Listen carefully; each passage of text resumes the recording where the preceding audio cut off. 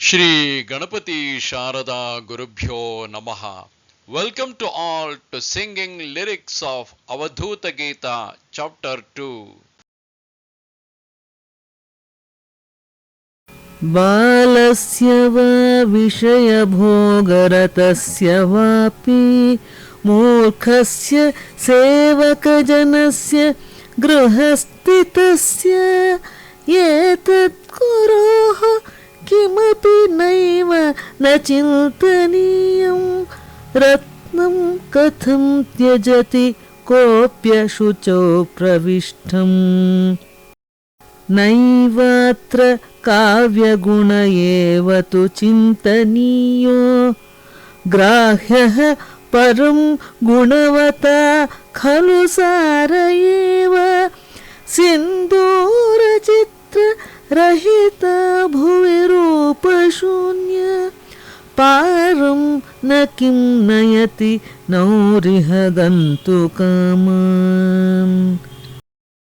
प्रयत्नेन विनयेन निश्चलेन चलाचलं ग्रस्तं स्वभावतः शान्तं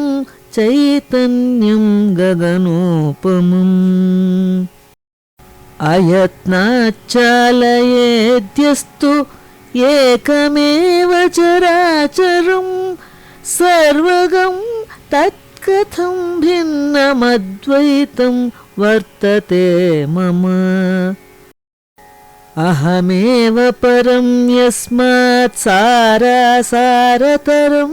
शिवं गमागमविनिर्मुक्तं निर्विकल्पं निराकुलम् सर्वावयवनिर्मुक्तं तदहं त्रिदशार्चितं सम्पूर्णत्वान्न गृह्णामि विभागं त्रिदशाधिकम् प्रमादेन न सन्देहः किं करिष्यामि वृत्तिमान् उत्पद्यन्ते विलीयन्ते बुद्बुदाश्च यथा जले महदादीनि भूतानि समाप्यैवं सदैव हि मृद्रव्येषु तीक्ष्णेषु गुडेषु कटुकेषु च कटुत्वं चैव शैत्यत्वं मृदुत्वं च यथा जले प्रकृतिः पुरुषः तद्वदभिन्नं प्रतिभाति मे सर्वाख्यरहितं यद्यत् सूक्ष्मतरं परं मनोबुद्धीन्द्रियातीतम् अकलङ्कं जगत्पतिम् ईदृशं सहजं यत्र अहं तत्र कथं भवेत् त्वमेव हि कथं तत्र चराचरम् गगनोपमं तु यत्प्रोक्तं तदेव गगनोपमं चैतन्यं दोषहीनं च सर्वज्ञं पूर्णमेव च पृथिव्यां चरितं नैव मारुतेन च वाहितं वारिणा पिहितं नैव तेजो मध्ये व्यवस्थितम् आकाशं तेन संव्याप्तं न तद्व्याप्तं च केनचित् सबाह्याभ्यन्तरं तिष्ठत् अविच्छिन्नं निरन्तरम् सूक्ष्मत्वा अदृशत्वा निर्गुणत्वाच्च योगिभिः आलम्बनादि यत् प्रोक्तं क्रमादालम्बनं भवेत् सतताभ्यासयुक्तस्तु निरालम्बो यदा भवेत् तल्लया लीयते चान्तर्गुणदोष विवर्जितः विषविश्वस्य रौद्रस्य मोहमूर्च्छाप्रदस्य च एकमेव विनाशाय ह्यमोघं सहजामृतम् भावगम्यं निराकारं साकारं दृष्टिगोचरं भावाभावविनिर्मुक्त अन्तरालं तदुच्यते बाह्यभावं भवेद्विश्च मन्त्रः प्रकृतिरुच्यते अन्तरादन्तरं ज्ञेयं नारिकेलफलाम्बुवत् भ्रान्तिज्ञानं स्थितं बाह्ये सम्यग्ज्ञानं च मध्यगं मध्यान्मध्यतरं ज्ञेयं नारिकेलफलाम्बुवत् पौर्णमास्यां यथा चन्द्र एक एवाति निर्मलः तेन तत्सदृशं पश्येद्विधा दृष्टिर्विपर्ययः अनेनैव प्रकारेण बुद्धिभेदो न सर्वगः दाता च धीरतामेति गीयते नाम कोटिभिः गुरुप्रज्ञाप्रसादेन मूर्खो वा यदि पण्डितः यस्तु सम्बुध्यते तत्त्वं विरक्तो भवसागरात् रागद्वेषविनिर्मुक्तः सर्वभूतहिते रतः दृढबोधश्च धीरश्च स गच्छेत् परमं पदम् घटे भिन्ने घटाकाश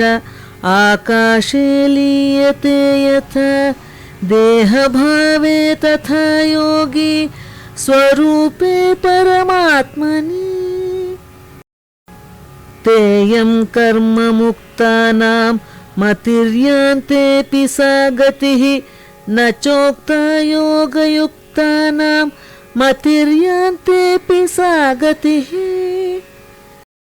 या गतिः कर्मयुक्तानां सा च वागीन्द्रियाद्वदेत् योगिनां या गतिः क्वापि ह्यकथ्या भवतोर्जिता एवं ज्ञात्वा त्वमुं मार्गं योगिनां नैव कल्पितं विकल्पवर्जनं तेषां स्वयं सिद्धिः प्रवर्तते तीर्थे वान्त्यजगेहेव यत्र कुत्र मृतोऽपि वा न योगी पश्यते गर्भं परे ब्रह्मणि लीयते सहजमजमचिन्त्यं यस्तु पश्चेत् स्वरूपं घटति यदि यथेष्टं लिप्यते नैव दोषैः सकृदपि तदभावात् कर्म किञ्चिन्न कुर्यात् तदपि न निबद्धः संयमी वा तपस्वी निरामयं निष्प्रतिमं निराकृतिं निराश्रयं निर्वपुषं निराशिषं निर्द्वन्द्वनिर्मोहमलुप्तशक्तिकं तमीशमात्मानमुपैति शाश्वतम् वेदो न दीक्षा न च मुण्डन क्रिया